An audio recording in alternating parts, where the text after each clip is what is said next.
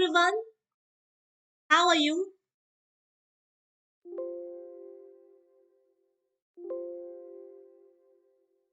Hello everyone, I Pallavi Sharma welcome you all on Unacademy, India's largest learning platform. आज जिस topic के बारे में हम लोग बात करेंगे वो बीपीएससी के पैटर्न के बारे में बात करेंगे, सिलेबस का कुछ पार्ट डिस्कस करेंगे और कुछ टिप्स और ट्रिक्स के बारे में बात करेंगे जो हमें फॉलो करने चाहिए अगर हमें सक्सेस पाना है तो। देखो, वॉल्ट डिज्नी ने बहुत अच्छे एक कोट कहे हैं, बहुत अच्छे शब्द कहे हैं कि आपका सारा का सारा सपना पूरा हो सकता है अगर आपके अंदर हिम्मत है उसे आगे बढ़ाने का। Your all dreams can come true if you have courage to pursue them. तो यस, स्टार्ट कर दो सपने देखना, सोते हुए आंखों से नहीं बल्कि खुले आंखों से, और उसको परस्यू करो, मेहनत करो कि आपके हर सपने साकार हो। तो चलो पहले बीपीएससी के पैटर्न के बारे में देख लें। बीपीएससी का जो पैटर्न है हमारा वो 3 पार्ट्स में बटा हुआ है। पहला है प्रीलिम्स, फिर है मेंस और फिर है इंटरव्यू। अब मैं प्रीलिम्स का बात कर लूं तो यहाँ पे 1 ऑब्जेक्टिव टाइप पेपर रहेगा 150 मार्क्स का। ये सिर्फ क्वालिफाइंग नेचर का है, ठीक है, आपको सिर्फ क्वालिफाई मार्क्स लाने हैं इसमें। ओके, यहाँ पे कोई निगेटिव मार्किंग नहीं रहेगी, आपको क्वालिफाइंग मार्क्स लाना है। यहाँ पे आपके जो मार्क्स आएंगे उसका फाइनल मेरिट लिस्ट से कोई लेना देना नहीं होगा, ठीक है। यानी कि जो फाइनल मेरिट लिस्ट बनेगा उससे आपके प्रीलिम्स के मार्क्स का कुछ लेना देना नहीं है, यहाँ पे सिर्फ आपको क्वालिफाइंग मार्क्स लाने हैं। तो अब जो फाइनल मेरिट लिस्ट निकलता है वो मेंस और इंटरव्यू के बेसिस पे निकलता है, जिसके बारे में हम लोग आगे चर्चा करते हैं। अब देखो, प्रीलिम्स में कुछ इंपॉर्टेंट पॉइंट्स हैं जो बहुत इंपॉर्टेंट है हमारे को ध्यान रखना। सबसे पहला कि मार्क्स जो है पेपर का ये जस्ट क्वालिफाइंग है, क्वालिफाइंग नेचर्स का है, यहाँ पे कोई निगेटिव मार्किंग नहीं होंगे। बेसिकली ये स्क्रीनिंग का होता है एक नेचर इसका। यहाँ पे कम से कम जो कैंडिडेट है उन्हें एक मिनिमम मार्क्स स्कोर करना है, ठीक है, as decided by the commission to qualify the mains exam. यानी कि ये एक सीढ़ी है जिसको आप पार करके मेंस का द्वार आपके लिए खुलेगा। अगर आपने इस सीढ़ी को पार नहीं किया तो मेंस के द्वार आपके लिए बंद रहेंगे। तो यानी कि मेंस तक जाने के लिए आपको प्रीलिम से होके गुजरना है, जहां पे सिर्फ क्वालिफाइंग मार्क्स मिलेंगे। All the questions are set in Hindi and English both, except for those questions which are meant to be test the candidate's knowledge of English.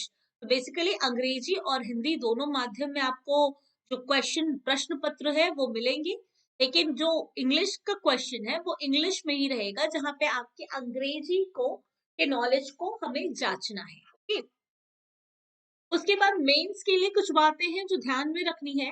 वो candidate have to qualify the general Hindi to get their general awareness sheet checked by the commission. यानी कि एक जो paper रहेगा mains का वो general Hindi का रहेगा और ये क्वालिफाइंग नेचर का रहेगा। ओके, यहाँ पे सिर्फ क्वालिफाई आपको होना है, जहां पे आपका जनरल जो अवेयरनेस है हिंदी को लेके ये पता चल जाए। Question of general studies are available in Hindi और इंग्लिश बोथ। यहाँ पे जो GS1 GS2 रहेगा, ठीक है, जो GS के पेपर जो रहेंगे वो इंग्लिश हिंदी में अवेलेबल रहेंगे। The score will be arrived at by considering the total of 900 marks in GS paper 1, GS paper 2 and optional paper. तो यहाँ पे the candidate who are placed suitably in the merits are called for interview, और आप mains को पार करके interview की ओर जाइएगा। कोई निगेटिव मार्किंग नहीं है, डिस्क्रिप्टिव क्वेश्चन पेपर है, ठीक है, ऑब्जेक्टिव नहीं है, डिस्क्रिप्टिव है। Candidate needs to attempt all the papers to qualify the interview round. This round is both scoring and qualifying in nature. अब देखो कुछ कुछ टिप्स और ट्रिक्स के बारे में कि क्या क्या टिप्स हैं, क्या क्या ट्रिक्स हैं जिसको आप अपना लो तो आप इस एग्जाम्स को आसानी से पार कर सकते। सबसे पहला तो प्रीवियस ईयर पेपर। होता क्या है कि हम प्रीवियस ईयर पेपर्स को बहुत लाइटली ले लेते हैं, लेकिन हमें इसे बहुत सीरियसली लेना चाहिए, क्योंकि प्रीवियस ईयर पेपर एक जरिया है जिसके द्वारा आपको पैटर्न समझ में आता है कि हाँ, बीते साल कई सालों से क्या क्या बदलाव आए हैं, किस क्षेत्र में ज्यादा सवाल पूछे गए हैं, तुम्हें इसका एक अंदाजा मिलेगा कि आपको किस क्षेत्र में ध्यान देना है, क्या बदलाव आए हैं, कहाँ से कितना क्वेश्चन आता है। तो ये आपको एक्सपीरियंस से नहीं बल्कि आप प्रीवियस ईयर क्वेश्चन जितना सेट करोगे उतना ज्यादा आपको इसका नॉलेज होगा। तो आप भले ही 10 साल से तैयारी कर रहे हो और आप प्रीवियस ईयर क्वेश्चंस को नहीं देख रहे हो, तो ये एक हेल्पफुल रेमेडी नहीं है आपके लिए। प्रीवियस ईयर क्वेश्चन रामबाण उपाय है जिसके द्वारा आप बहुत अच्छे तरीके से अपने प्रेपरेशन को कर सकते हो। अब देखो भाई, यहाँ पे तुमको बैलेंस बनाना है किताब और वीडियोस का। फॉर एग्जाम्पल, आप अनअकैडमी के वीडियोस को देख रहे हो, बहुत अच्छी बात है, लेकिन अनअकैडमी के थ्रू जो लर्निंग ऐप, लर्निंग जो भी मटेरियल है या फिर और भी जो सोर्सेज हैं किताब, उसको भी आप पढ़ो, क्योंकि वीडियोस आपने देखा है ना, और वीडियोस देखने के बाद आपने और ज्यादा स्ट्रॉन्ग करनी है अपनी लर्निंग। तो देखो, पढ़ाई आप जब करते हो, आप जब रीडिंग करते हो, तो किताब से अच्छा दोस्त मित्र आपका कोई नहीं होता, और एक अच्छी किताब जिंदगी बदल सकती है। तो जो आप वीडियो को देख रहे हो उसको रिलेट करने के लिए किताबों पर भी आश्रित रहो, लर्निंग मटेरियल्स पे भी आश्रित रहो, और दोनों का बैलेंस बनाओ कि कहाँ ज्यादा फोकस करना है, कहाँ किस वक्त क्या करना है। अगर एक ही स्रोत पे ज्यादा से ज्यादा निर्भर होगे तो कहीं ना कहीं अनबैलेंस्ड हो जाएगा और गिर सकते हो। तो बहुत अच्छे से, क्योंकि आज सारी चीजें वर्चुअली हैं, आज जितना आसान हो गया है चीज, वो शायद 10 साल पहले नहीं था। आज आपके पास बहुत सारे रिसोर्स अवेलेबल हैं, आपके पास बहुत सारे, अगर किताब खरीदने का आपके पास पैसा नहीं है तो आप पीडीएफ डाउनलोड कर लो, आपको किताबों का पीडीएफ मिल जाएगा, लर्निंग मटेरियल मिलेगा, आपको बहुत सारे वीडियोस मिलेंगी, आप उसको रेफर करो और दोनों का संयोग मिला करके, दोनों का मेल मिला करके तैयारी करो। फिर जो आपकी तैयारी होगी वो बहुत ज्यादा अच्छी होगी, बहुत ज्यादा अच्छी। प्रैक्टिस, देखो हम बचपन से सुनते आ रहे हैं practice makes a man perfect, लेकिन सोचना कभी कि प्रैक्टिस तुमको सच में परफेक्शन की ओर ले जाता है। कई बार आप साइकिल चलाते हो, साइकिल चलाना एक बार में थोड़े कोई सीख जाता है कि जन्म से ही बच्चा साइकिल चला रहा है, ऐसा नहीं होता। हम कई बार चलाना सीखते हैं, उस दौरान कई बार गिरते हैं, लेकिन जितना ज्यादा गिरते हैं, जितना ज्यादा चोट लगता है, उतना ही ज्यादा मजबूती के साथ हम आगे की ओर बढ़ते हैं ना। तो ठीक उसी तरीके से प्रैक्टिस निरंतर करते रहना है, बार बार प्रैक्टिस करो।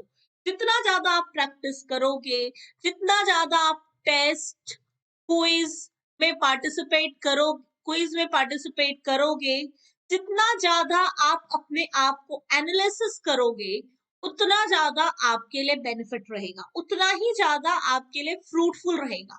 तो भाई सिर्फ एग्जाम देना है ये गोल नहीं है, एग्जाम को अच्छे से देना है, एग्जाम को वैसे देना है कि तुरंत हो जाए आपका, है ना, और दूसरे आपको देखकर आपको आइडल मानने लगे, है ना, दूसरे आपको आदर्श मानने लगे, है ना, आप दूसरे के लिए आदर्श बन जाओ। तो इसके लिए जरूरी है प्रैक्टिस करना, अपने आप को एकदम ये समझ लेना कि भाई मैं तो एकदम मैं ही हूँ, सब आता है, तो ये चीज को छोड़ना है, प्रैक्टिस ज्यादा से ज्यादा करना और अपने आप को हमेशा वैसा रखना कि I am new, every time whenever you get the time, learn and learn. The more you learn, the more you practice, the more confident you will be, and the more chances are there for your development. Go ahead, conquer the world, conquer your knowledge, and that's the prosperity lie inside you. Go it, do it, let's crack it.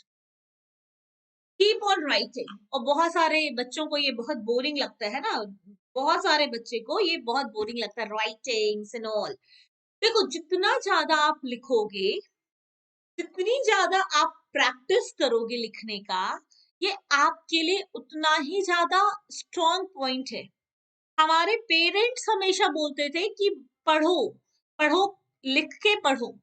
इसका concept क्या है, आपने लिखा तो आपकी learning और strong होगी, और वो जो आपके दिमाग में रहेगा, अब वो दूर दूर दूर तक आपके साथ होगा, लॉन्ग लास्टिंग वो आपके साथ रहेगा। तो भाई लिखने का प्रैक्टिस मत छोड़ो कभी भी, क्योंकि आपने सपोज करो पीटी निकाल लिया, पीटी के बाद तो आप लिखने पे ही आइएगा मेंस में। मेंस तो डिस्क्रिप्टिव नेचर का है, तो काहे के लिए छोड़ना है, क्यों छोड़ना है ना? Why we need to leave that concept कि हम लिखने का प्रैक्टिस छोड़ दें। हमें लिखने का प्रैक्टिस कभी भी नहीं छोड़ना चाहिए। The more we write, the more concentrated we will be, and the more happily we will be in way to present our answer, है ना? ये आपको लिखने का तकनीक बताएगा, ये आपको अलग अलग तरीके से आप नोट्स बनाओ, अलग अलग तरीके से आप नई नई चीजों को सोचो, जो आपको नया मिल रहा है। सपोज अगर इतिहास है, इतिहास के फील्ड में कुछ नया रिसर्च हुआ, उसको आप ऐड करो, तो देखो आपके जो नोट्स होंगे वो एकदम अनोखे होंगे, वो दुनिया से एकदम अलग होंगे। और भाई जब आपके रिटन कंटेंट इतने अच्छे हैं, तो फिर तो आपका नॉलेज बहुत ही अच्छा है। तो keep on writing, writings and writings. It will give you the perfection, and you will be moving ahead with all the success in your life. Choose optional paper wisely. बहुत जरूरी है कि हम, वहां पर इतने सारे सब्जेक्ट्स हैं ऑप्शनल के, लेकिन आपको कुछ ऐसा सब्जेक्ट चुनना है जो आपको, आपके लिए बहुत ज्यादा लाभदायक हो। ऐसे सब्जेक्ट को मत चुनो कि जस्ट आपके दोस्त ने चुना, या फिर आपको किसी फैमिली मेंबर्स ने बोला कि हाँ भाई ये इंपॉर्टेंट है, तो आपने सिलेक्ट कर लिया। नहीं, ये मत करो। आप अपने ऑप्शनल पेपर को बहुत अच्छे से, बहुत वाइजली चुनो, क्योंकि आपका जो ऑप्शनल पेपर है वो आपका मेंस निर्भर करता है उस पे। आपका ऑप्शनल पेपर ऐसा होना चाहिए जिसमें आपका इंटरेस्ट हो। ग्रेजुएशन में आपने जो पेपर लिया है उससे मैच करो, आपका क्या इंटरेस्ट है, आप क्या कुछ कर सकते हो। जस्ट इसलिए नहीं कि आपके दोस्त ने ये लिया तो आप भी लोगे, ये तो मूर्खता है। आपको चुनना है आपकी पढ़ाई, आपके अंदर इंडिविजुअल डिफरेंसेस है, आप भिन्न हो दूसरों से, तो ऑब्वियसली आप अपने अनुसार अपने ऑप्शनल पेपर को चुनो कि आपके लिए बेहतरीन हो सके ये, है ना? अब एनसीईआरटी देखो, एनसीईआरटी बहुत ज्यादा इंपॉर्टेंट है। सबसे पहले तो अगर हम चाहे कि एक बच्चा पैदा हुआ और उस बच्चे को उठाते के साथ चलना सिखा दे, दौड़ना सिखा दे, तो ये पॉसिबल नहीं है। स्टेजेस होता है डेवलपमेंट का, और एक एक स्टेजेस से होकर के गुजरना पड़ता है ना? ठीक उसी तरीके से सबसे पहले आपको एक बेस तैयार करना होगा, है? बेस इतना इम्पोर्टेंट है कि आपको ये देखना होगा कि आपने जो तैयारी करनी है, अगर आपका बेस मजबूत नहीं है तो जो इमारत खड़ी होगी वो तो खोखली हो जाएगी। तो ये एनसीईआरटी बेस बनाता है। स्टैंडर्ड 6 से लेकर के स्टैंडर्ड 12 तक के एनसीईआरटी को एकदम कंप्लीट मगअप कर लो, समझ लो, रट लो, जो करना है करो, बट एनसीईआरटी को मत छोड़ो। ये एक ऐसा बेस है जिसके ऊपर आपका पूरा का पूरा बीपीएससी टिका हुआ है। तो जब आपका बेस मजबूत होगा, आपका सक्सेस उतना ही ज्यादा मजबूत होगा। बेस कमजोर है तो खोखलापन नजर आएगा। तो make your base, make your NCERT the strongest point of your learning. Do not leave that, इसको मत छोड़ो, ये बहुत जरूरी है।